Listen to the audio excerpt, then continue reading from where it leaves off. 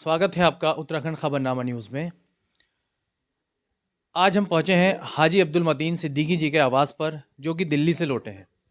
और दिल्ली से लौटने के बाद हम उनसे बात करेंगे कि क्या पूरा प्रकरण रहा, किस तरीके से उन्होंने इस लड़ाई को लड़ा।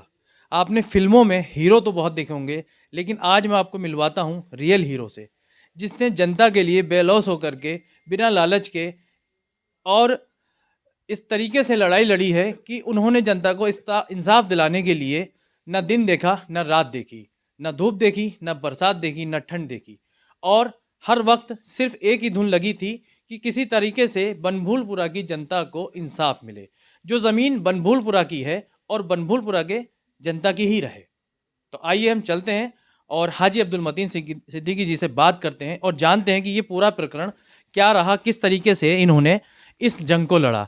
सबसे पहले तो मैं आपसे जानना चाहूँगा कि आप लगातार इस मामले पर अपनी निगाह बनाए हुए थे, और जिस तरीके से हाईकोर्ट का एक आदेश आया, आदेश के आने के बाद आपके मन में एक बेचैनी हुई और आप उस आदेश के बाद तुरंत सुप्रीम कोर्ट पहुंचे। तो सुप्रीम कोर्ट से आपको किस तरीके से राहत मिली और आपको किन किन मुसीबतों का और किन किन परेशानियों का सामना करके ये दिन देखने को मिला? देखिए भाई, हम लोग आज से नहीं 2007 से इस लड़ाई को लड़ रहे हैं। सबसे पहले 2007 में काफ़ी हद तक उस टाइम इन्होंने अतिक्रमण हटा भी लिया था, तब भी हाई कोर्ट का ही आदेश था और हम लोगों ने यहाँ हाई कोर्ट में ही पैरवी की, सड़क पर भी उसमें हम लोग लड़े और फिर सुप्रीम कोर्ट से हम स्टेटस को करा कर लाए थे उसमें। उसके बाद 2016 में एक बार फिर परिस्थिति इस तरह की आई, लेकिन हम उसमें समय रहते ही सुप्रीम कोर्ट चले गए थे। तब भी इसी तरह का एक आदेश स्टे हम लेकर आए और लोगों के घर टूटने से बचे थे। लेकिन 2016 में सुप्रीम कोर्ट के डायरेक्शन पे जब हाई कोर्ट को आदेश दिया गया कि पहले इन लोगों को पीपी एक्ट में नोटिस दिए जाएं, उसके बाद किसी को हटाने का काम। उस दौर में रेलवे ने जो अपना काम किया, रेलवे ने 2016 में जो डिमार्गेशन अपना किया नोटिस देने के लिए, वो सरासर गलत किया। लाइन नंबर 17 में खंबे लाकर गाड़ दिए, इंदिरा नगर के बगीचों के अंदर गाड़ दिए, मतलब कोई लिमिट नहीं थी उसकी, आउट ऑफ लिमिट जाके उन्होंने वो खंबे गाड़े गए। उस समय की सरकार ने उसमें एक हलफनामा हाई कोर्ट में दिया कि ये जो डिमार्गेशन किया है ये गलत है, रेलवे ने, ये ज़मीन हम सरकार की है, रेलवे की नहीं है। वो बात ख़त्म हो गई। उसकी जब सुनवाई हुई तो आज की जो मौजूदा सरकार थी, उनके जो वकील थे, उन्होंने एक ओरली कहा कि नहीं, ये ज़मीन हमारी नहीं है, रेलवे की है। तो हाई कोर्ट ने उस लिखित आदेश को दरकिनार करते हुए, जबकि सरकार एक ही होती है, क्योंकि सरकार सरकार होती है, मुख्यमंत्री मुख्यमंत्री होता है, मंत्री मंत्री होता है, उन्होंने उस लिखित आदेश को तो नहीं माना, मौखिक आदेश को मानकर एक तरफा एक आदेश कर दिया कि 4365 लोगों को जिन्हें नोटिस दिए गए हैं, सबको बिल्कुल एक हफ्ते का नोटिस देकर हटा दिया जाए। लोग बहुत परेशान थे, लोगों के नींद उड़ गई थी, भूख प्यास उड़ गई थी, लोग परेशान थे, अपने काम पर नहीं जा पा रहे थे, क्योंकि यहाँ जो ज़्यादातर तबका है वो मेहनत मजदूर कश है। तो लोग बहुत परेशान थे, रो रहे थे, परेशान थे। तो तभी हम लोगों को लगा, जैसे और आदेश भी देखा और इतना खतरनाक आदेश था, जिससे सुप्रीम कोर्ट ने भी संज्ञान में लिया। कई बार सुप्रीम कोर्ट ने उस पर कमेंट्स भी किए कि ये कोई तरीका नहीं है कि आप रात एक हफ्ते का समय देकर पैरामिलिट्री फोर्स लगा दीजिए और दुनिया भर की फोर्स लगा कर आप किसी का घर तोड़ दें, ऐसा नहीं होना चाहिए था। लेकिन उसमें फिर वही था कि हम लोगों ने वहाँ के एडवोकेट से बात की, उन्होंने भी हमें यही कहा कि नहीं, ऑर्डर गलत है। हमने पिटीशन दाखिल की, आप लोगों की दुआ से सबसे पहले नंबर पर पिटीशन हमारी ही लगी। हमने मुख्य रूप से उसमें जो हमारे एडवोकेट खड़े थे, mister Colin Gonsalves, senior advocate. Siddiqui ji, मैंने स्टे ऑर्डर की कॉपी देखी है, जो सुप्रीम कोर्ट ने स्टे ऑर्डर दिया है। वो स्टे ऑर्डर भी आप ही के नाम से जारी हुआ है?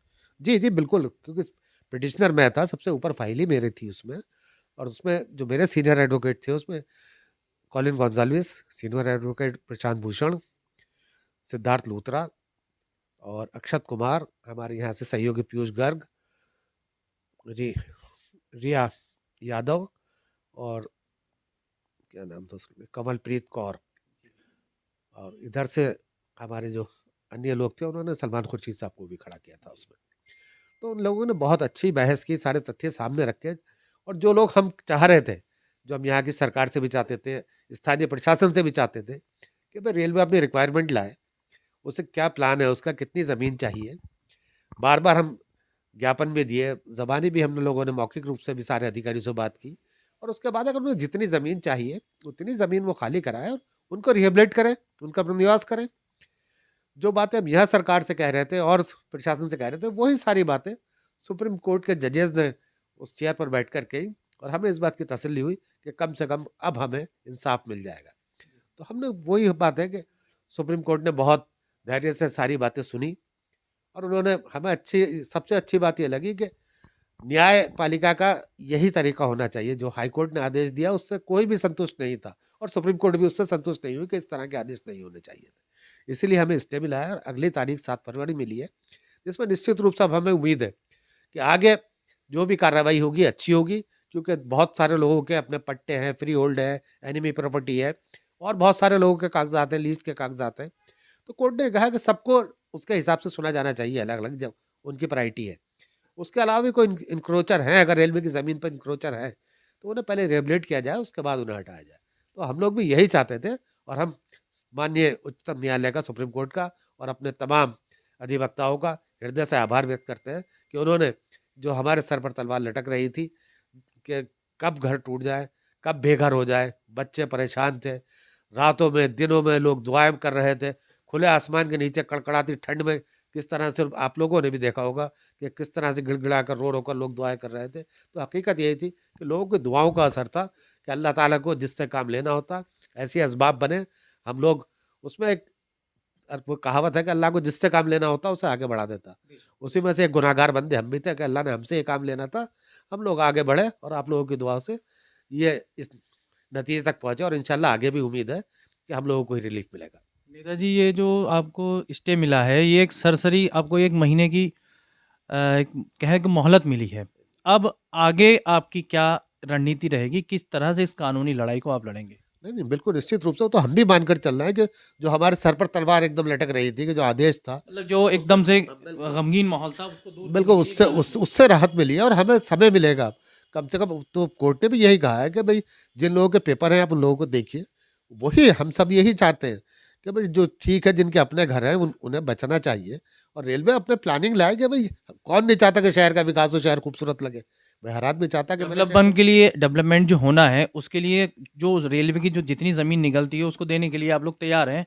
लेकिन एक प्लान के तौर पर जिस तरीके से रेलवे चाहता है, उस तरीके से नहीं। में बिल्कुल प्लान के हिसाब से उन्हें जितनी चाहिए उसके लिए कोर्ट भी यही कह रहा है कि आप किसी को ऐसे बेघर नहीं कर सकते कि जो 40 साल से, 50 साल से, 60 साल से वहाँ रह रहा है, तो उसे आपको रिहेबिलिट तो करना ही पड़ेगा, उसका पुनर्वास तो आपको करना ही पड़ेगा। डेवलपमेंट के पक्ष में पूरी तरह से है। आप बिल्कुल निश्चित रूप से इसमें नहीं नहीं ना कोर्ट की अवहेलना करना चाहते हैं, और सुप्रीम कोर्ट से भी यही उम्मीद है कि जिस दिन भी आदेश आएगा, हमें इस बात की उम्मीद है कि कोई बेघर कम से कम नहीं हो पाएगा। अगर किसी को हटाया भी जाएगा तो उसे छत मिलेगी, हमें ऐसी उम्मीद है। और डेवलपमेंट हो, लेकिन बेघर करके ना हो। बिल्कुल नहीं, हम इसी बात की लड़ाई 2007 से लड़ रहे हैं, क्योंकि हमें मालूम है कि 2007 में कोर्ट में हमारी इसी बात पर बहस हुई थी, और हमारी उसमें अरेस्टिंग भी हो गई थी। वहाँ के जज ने हमें अरेस्ट कर लिया था, लेकिन हमने तब भी यही कहा था कि शहर का विकास चाहते हैं, लेकिन इन शर्तों पर नहीं चाहते कि किसी के गरीब का घर उजाड़ कर और विकास हो। हम यही चाहते हैं कि जिसको भी आप हटा रहे हैं उसका पहले पुनर्वास हो, उसके बाद उसे हटाया जाए। मैं थोड़ा-सा एक चीज़ अपने दर्शकों के लिए और पूछना चाहूँगा कि आखिर ये मामला है क्या? और कब से उठा? अचानक रेलवे की जगह कब से निकली? 2007 से आप बता रहे हैं, उससे पहले से लोग यहाँ रह रहे हैं। कुछ लोगों के पास 100 साल पुराने, 200 साल पुराने भी कागज़ात हैं। कुछ लोगों के पास अंग्रेज़ों के ज़माने के ऐसे कागज़ात हैं कि जिनको आप नकार नहीं सकते। अंग्रेज़ों ने उनको गिफ्ट में भी की है कुछ लोगों को ज़मीनें। तो इस तरीके का आखिर मामला क्या है कि रेलवे की ज़मीन आखिर अचानक से कहाँ से, इस तरीके से थोड़ा-सा जानना चाहूँगा? देखिए, जो ब्रिटिश टाइम से रेलवे की जमीन है, वो करीब 29 एकड़ जमीन इन्हें अलॉट हुई थी। उसके उस बाद 29 एकड़ में क्या रेलवे स्टेशन भी आता है? Yes, yes. बिल्कुल 29 ये एकड़ में थोड़ा-सा हाँ, नहीं बिल्कुल रेलवे स्टेशन भी है। उसके बाद 2 एकड़ ज़मीन इन्होंने फॉरेस्ट से ट्रांसफ़र हुई है इनके लिए। टोटल हो तो गई एक 32। 31 एकड़ ज़मीन है इनकी। जी। वो पहले भी रेलवे ने भी 29 एकड़ का ही अपना दावा किया है। पहले भी 2007 में भी जो अपना इन्होंने एफ़िडेविट दिया 29 ही एकड़ के दिए हैं। अचानक फिर वही बात आती है कि 2007 में भी हमें अफ़सोस इस बात का है कि अब लोग अगर इसे राजनीति के चश्मे से देख रहे हैं, तो हमारे लिए तो दोनों पार्टी एक सी है। 2006 में पहली पीआईएल होती है। सरकार भाजपा की नहीं थी। उस टाइम वहाँ की हाई कोर्ट की बार ने अपनी तरफ से एक रिट डाली थी कि यहाँ से काठगोदाम से या हल्द्वानी से ट्रेन डायरेक्ट इलाहाबाद तक चलनी चाहिए कि हाई कोर्ट दोनों जुड़ जाए। जी। तो उस दौर में रेलवे ने जवाब दिया कि हमारे पास ट्रैक नहीं है ट्रेनें खड़ी करने के लिए, हम नहीं कर सकते। तो उस दौर में जो आदेश हुआ था, तब वही बात कहना चाहता हूँ मैं कि दोनों सरकारें हमारे लिए एक सी थी। अगर राजनीतिक चश्मे से हम लोग देखें तो वो आदेश हुआ तो उसमें काफ़ी हद तक रेलवे स्टेशन के आसपास का जितनी उन्हें ज़मीन चाहिए थी, उन्होंने उतनी जगह लगभग खाली हो भी गई थी। उसके बाद हम लोग ने भाग दौड़ करके जैसे भी सुप्रीम कोर्ट से स्टेटस को हुआ था कि मतलब जो स्थिति है वैसी रहनी चाहिए। तो सबसे बड़ी कमी रेलवे की रही कि जो एरिया खाली हो गया था वो उसे भी कब्जा नहीं रख पाया। और उस टाइम के ये लोग डीएम एसएसपी भी चाहते थे कि ठीक है, जो लोग हटे और ज़रूरतमंद हैं उनका पुनर्वास किया जाएगा, लेकिन उसके बावजूद भी अब रेलवे की ढिलाई रही हो कि रेलवे ने अपनी ज़मीन पर कब्जा नहीं रखा। 2016 में जब दोबारा ये मामला शुरू होता है, डिमार्केशन किया जाता है, तब भी भाजपा की सरकार नहीं थी, लेकिन डिमार्केशन ऐसा किया जाता है कि लोगों में एक दहशत का माहौल बिठा दिया गया कि जहाँ 29 एकड़ की बात थी, तमाम रेलवे के फैसले ऐसे हैं जिसमें कई जगह लिखा है कि 45 फीट पूरब में और 75 फीट पूरब में और 45 फीट पश्चिम में ज़मीन है रेलवे की। कई डीआरएम के और इनके इंजीनियरों के स्टेटमेंट है कोर्ट में, और वो सब लगाए हैं हम लोगों ने भी। अचानक कहाँ से कौन सा ऐसा फार्मूला आ जाता है कि 570 फीट, 580 फीट, 800 फीट तक आप खंबे गाड़ मैं देते हैं। यही जानना चाहता हूँ कि वो 800 फीट तक के जो यही खंबे है हैं ना, वो कहाँ से अचानक आ वही गए? सारी चीजें हम लोग सुप्रीम कोर्ट लेकर गए हैं कि कम से कम रेलवे अपना नक्शा दिखाए, कहाँ है उसका गजट नोटिफिकेशन, कहाँ से इनके पास इतनी जमीन आ गई, कौन से जमींदार ने इन्हें जमीन दी, कौन से नवाब ने जमीन दी, कौन से राजा ने दी, या कौन से किसान से इन्होंने वो जमीन हायर की, उसका कुछ तो मुआवजा दिया होगा, कहीं तो होगी। जो जमीन इनके जब ब्रिटिश गवर्नमेंट से 29 एकड़ और 2 एकड़ फिर वो फॉरेस्ट से लिए, 31 एकड़ के अलावा जमीन नहीं है। अब आगे ये 82 एकड़ और जिस हिसाब से इन्होंने डिमार्केशन किया तो 100 एकड़ से ज़्यादा ज़मीन बढ़ जाएगी। तो वो सारी चीज़ें सुप्रीम कोर्ट में रखी है और सुप्रीम कोर्ट ने उनका संज्ञान लिया है। तो हमें इस बात की उम्मीद है कि लोगों को न्याय मिलेगा, किसी का छत नहीं छिनेगी, किसी का घर नहीं टूटेगा, इस बात की हमें पूरी उम्मीद है। आपने सुना हाजी अब्दुल मतीन सिद्दीकी जी को, जिनका कहना है कि किसी का घर नहीं टूटेगा, किसी के सर से छत नहीं जाएगी। हम इस लड़ाई को सुप्रीम कोर्ट में पुख्ता सबूतों के साथ, मजबूत कागजों के साथ, मजबूती के साथ लड़ेंगे। ज़्यादा जानकारी, ज़्यादा अपडेट के लिए जुड़े रहें उत्तराखंड खबरनामा के साथ।